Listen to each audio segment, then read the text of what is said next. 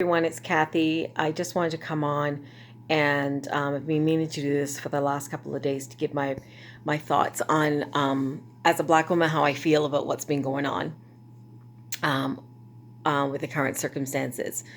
Obviously, we all saw what happened to George Floyd and his cruel, cruel, cruel death at the hands of an officer, and also at the hands of three officers surrounding and doing nothing.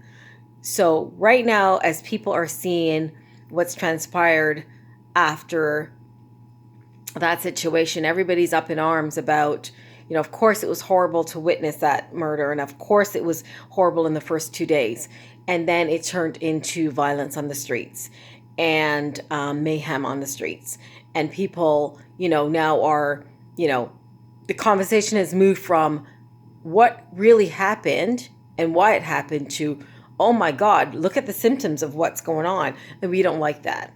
And my problem is, if you have an issue with the hate and the violence on the street, you should have a problem with the hate and the violence towards that man and towards Ahmaud Arbery, the jogger who got killed just for jogging on a street, and the situation in Central Park where the bird watcher could have easily been killed if the police had arrived and he was still there. So I do not condone violence. I do not condone, protesters out there to then move into rioting. Obviously, I don't condone that. But you have to see the trauma of what has occurred over the many, many decades towards black men and black people in general. Last night, I had someone I know that used to work with, posted on our Facebook page, I'm tired of seeing all the hate and violence in the feeds, and I'm going to post something positive and nice, and posted pictures of probably 9 cops, good cops, that, were holding black babies and black kids and loving on them and all that stuff. And I was offended. And I'll tell you why I was offended. It wasn't about the good cops, because this conversation isn't about the good cops. This conversation isn't about good people. The conversation at large is because there are few horrifyingly disgusting people in a system that are allowed to continue to do what they do and to inflict pain, harm, and death on people over time and are never held accountable. So that is what this conversation is about.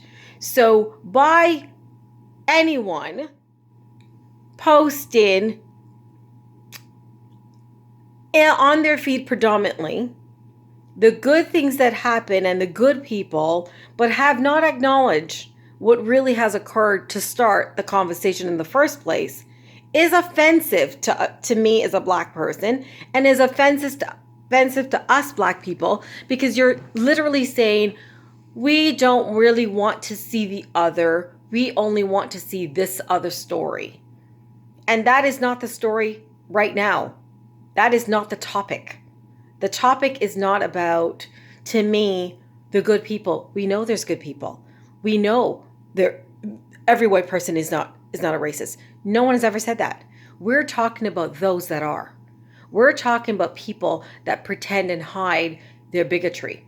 That's what we're talking about. We're talking about the fact that even when it's seen, and even if you understand it, and even if you can want justice for it, it doesn't ever come.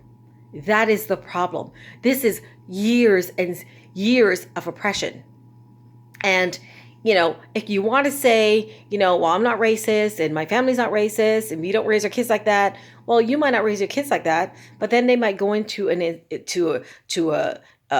job, they might go into an office, they might go into a company, and that climate there is pretty much that, and they go along with and don't say anything.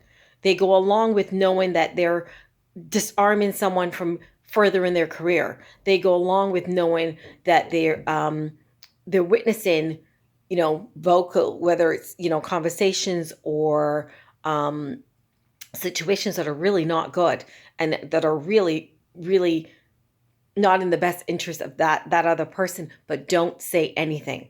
So it's not okay to just talk about, I'm not that way. You have to stop other people from being that way. That's really what it's all about. And that's what's really frustrating to me. And it's more frustrating as well to have friends and people that you care about, or, that I care about, pretend they don't even see this, what's happening right now. Not reaching out, not wanting to, not showing any sign of partnership and care. But then when it's easy and, this is all over and it blows over, to call and say, let's go for dinner, let's go for drinks. No, because if you can't see me in this situation now, and if you can't relate to it now, then you can't relate to me at all. That's kind of the way that I look at it. It is really, really striking to see who stands with when the heat is on. And that I am a person that's always stood for fairness and for equality in all. I'm one of those. I'm not going to witness you do something to another person, even if it's not of my race, and be okay with it, because I'm not okay with it. So to me, you either stand with or you don't stand at all, or you stand on the other side. And by silencing yourself and by not speaking out and not showing any signs of this is not right, you are saying to me indirectly that you are okay being in the gray area, being in the shady area, and you don't want to disrupt how you feel, and you don't want to disrupt your community and your friends and how you live. And that's really the other thing where people are more alarmed right now at what's going on the streets. They're more alarmed about that than really the man dying. They're more alarmed about property than the man dying. And to me, if the governments were alarmed about what's going on in the streets, they would have arrested those 3 officers, because at the end of the day, I don't really think that we as Black people even believe that they're going to be convicted, but the least they should be doing is arresting them, because they did not aid that man. They stood there and allowed it to occur and had no problem with it. So, this whole week has changed me. I've always been pretty, people know me as Kathy being sweet and Kathy being kind and all of that. And I'm all of that. But I'm really all about black and white. I am not gray. I don't mix matters. I'm not trying to, I chart my own course. I'm not a follower in no stretch of the imagination. I'm not going to say I'm a leader either, because like I said, I form my own course and I go with that. But I am definitely have my traditional values as much as I'm a liberal, but I am not okay with, I couldn't witness what I saw. And the other thing is, people are saying, well, I don't know why people are so concerned about it. It's not in the US. It doesn't need to be in the US. I live in this skin every day. And at the end of the day, I can't watch somebody else in the same skin get murdered, get killed, get shot for no damn reason for $20 bill that they don't even know, that somebody thought was counterfeit. And let's be clear, I could go to the store and buy something and go to another store and get change from that store and go to another store and pay with that money that I could have gotten change from, not knowing that one of those bills were counterfeit. Should I die for that? Was that a reason to call the police? This is where it is infuriating. And people don't get that, because you don't get it because you don't see your kind on the streets being killed for those meaningless things. That is really the truth. You don't see it, because if you did, it would not continue. So don't tell people not to feel angry. Don't assume that because, now it's a week later and people are like, I'm over it now. Yeah, I want my life back. I want the good vibes back, and I want the good feeds back, and all the news to be, enough about this. No, it's not enough about this. because this is something that stains you. This is something that you have to deal with and think about all the time. There's so many circumstances. I can stay here for 12 years and talk about the circumstances that are vastly different from being black to white. Vastly. Vastly.